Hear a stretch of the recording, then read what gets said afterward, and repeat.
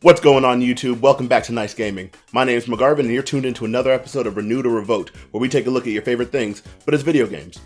Remember when we were younger and we couldn't wait to be adults? What a stupid idea that was. Adulting sucks. Today is all about kids who never want to grow up. We're checking out Codename Kids Next Door. Like Billy and Mandy before it, Codename Kids Next Door first premiered as part of Cartoon Network's Big Pig segment in 2001, where it took home the gold over Kitty Bobo and My Freaky Family. Created by the mysterious Mr. Warburton, Codename Kids Next Door focuses on the eponymous Kids Next Door, an organization that works to protect kids everywhere from adolescent and adult tyranny using their too cool for school 2x4 technology. The show blends comedic plotlines and brilliant action sequences with a lovable main cast and some of the most memorable villains in cartoon history. While never a top 5 show to me personally, Codename Kids Next Door will forever go down as a seriously fun product of Cartoon Network's golden age. Kids Next Door, Battle Stations! 5, 4, 3, 2, 1. Throughout its 7-year run, Codename Kids Next Door was easily among Cartoon Network's most popular shows, holding pace with the likes of Ed, Edd and Eddy and the aforementioned Billy and Mandy. With that in mind, it wasn't long before a tie-in video game was announced in the form of 2005's Operation V.I.D.E.O.G.A.M.E, developed by High Voltage Software. To date, Operation V.I.D.E.O.G.A.M.E is Codename Kids Next Door's only console video game, so they had to have nailed it, right? Right? Operation V.I.D.E.O.G.A.M.E starts off with the members of Sector V playing video games at their super rad treehouse. Unfortunately, the party is crashed by the Toiletator, who is looking to inconvenience our heroes by clogging all of their toilets or something. After dispatching of the toilet-themed irritant, the team receives word from number 86 that their greatest villains have escaped the KND Arctic prison, and they're the only team available to lasso them back up. Number 1 takes off to round up Grandma Stuff'em, while number 2, 3, and 5 fan out in search of the others. While number 1 tends to stuff them, number 5 learns that the treehouse defense system has been taken offline. But before she can reset the system, she must first fight off the common cold bugs that have been strewn about the snot-covered treehouse. Shortly after number 5 resets the defenses, number 2 comes nose to nose with the common cold in an aerial showdown, Cool Bus versus Snot Bomber style. Number 2 works over the under-the-weather baddie, but fails to notice that a mysterious figure has stolen the Snot Bomber's power core. The team reconvenes at their treehouse for a little R&R, but when the power goes out, they're slapped with the stinging realization that they're not alone. Count Spankulot has infiltrated the treehouse, and using the mighty Hand of Justice, transforms everyone but number 4 into spank-happy vampires. After number 4 reverts his comrades to their former selves, the team must find a way to restore power to the treehouse. Enter number 3, who uses her oversized sleeves to glide through the air and track down the hamsters that power the entire hideout. What the fuck?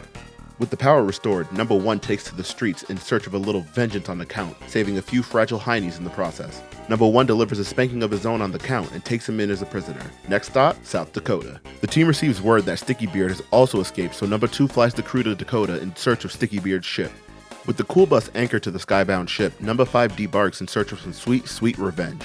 After handing the pirate his generous ass, number 5 confronts her older sister Cree, the mysterious figure that has appeared at every crime scene. Cree gets away, but her appearance confirms to number 1 that this prison break is part of a larger conspiracy. Upon returning to their headquarters, the gang learns of another villain in the area, Nightbrace, who is capturing fireflies for some nefarious toothpaste plot. Number 1 and number 3 team up to track him down, find his evil lair, and take him into custody. With most of the villains apprehended, the team makes preparations to head to the moon base. Of course, this game is never ending, so there's still one more villain to take on, the Toiletator, who picks up from where he left off. Unfortunately for him, number 4 is up to the task and makes short work of the Toiletator. Before heading into space, we learn that Father and the delightful children from down the lane are in cahoots with Cree, and that they are the true masterminds behind this plot. One Space Invader ripoff later, and the kids next door are confronted with the final boss of this game, the Amalgamation, a hideous hybrid of every villain they've beaten to this point. The kids next door, never once to be caught flat-footed, have come with an amalgamation of their own. They break out the Treehemoth, a Voltron-like mech, and it's on to a kaiju fight to end the game. Sector V topples the terrible titan, and the day is saved. But hold on there. Before the credits roll, we're shown that none of this was real, and it was all a part of the video game that the kids were playing earlier. But as the game comes to a close, the screen zooms in on the Toiletator, hiding behind the stairs, just as he did to start the game, suggesting that this is all about to happen again, but for real this time.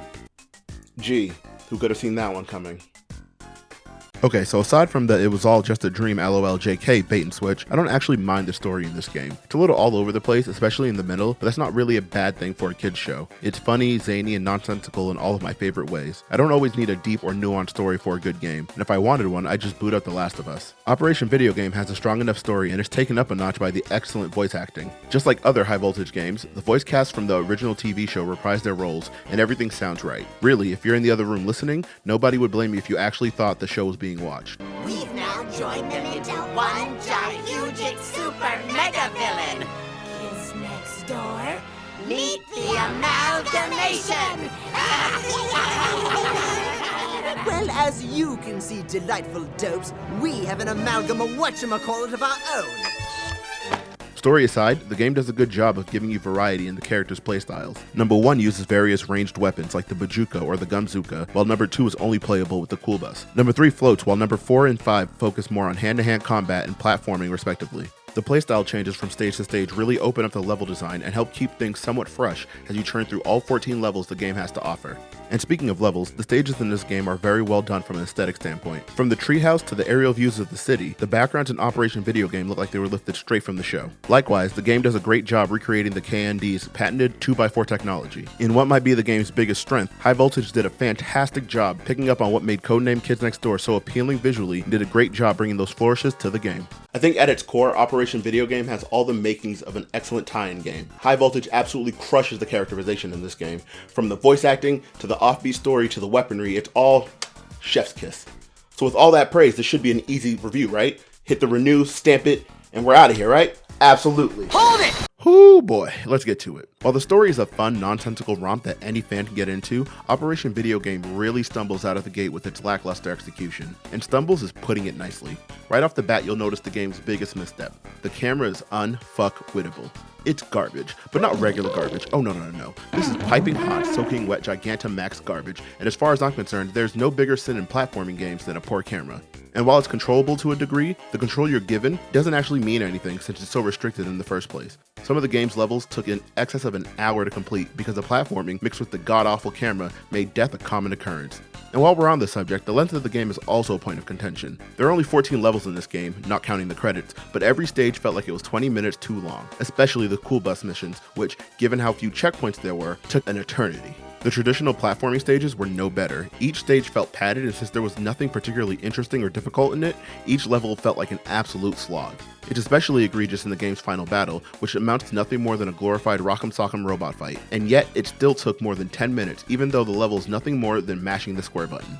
Speaking of buttons, the button inputs, while not the worst that I've seen, aren't nearly as responsive as you need them to be in a platformer. As a result, the characters feel clumsy, and at times it feels like it's a coin flip whether or not you landed a particular jump. Visually, the game's models haven't aged particularly well, but that's not really the fault of the game, as the models seem to be in line with what the standard was in 2005. Still, I would have liked to see the game utilize cel-shaded models, as those tend to age better than the quote-unquote realistic ones. So to review, what do you get when you combine an abysmal camera, unresponsive controls, dated models, and stages that overstay their welcome 10 minutes into the action? The answer is obviously KND Operation V.I.D.E.O.G.A.M.E, and for that, it gets a big ol' Revoke. Like I said earlier, the characters, the story, and the voice acting are damn good, and the stages and backgrounds look true to the series. But at the end of the day, this is a Kids Next Door video game, and that's the part where Operation V.I.D.E.O.G.A.M.E falls woefully short. It's just not very good at being a video game. The camera and controls make it frustrating to play, while the length of the levels compound that frustration by forcing you to play for way longer than I'd recommend. At the end of the day, if you're a big-time Kids Next Door fan in need of a big-time Kids Next Door fix,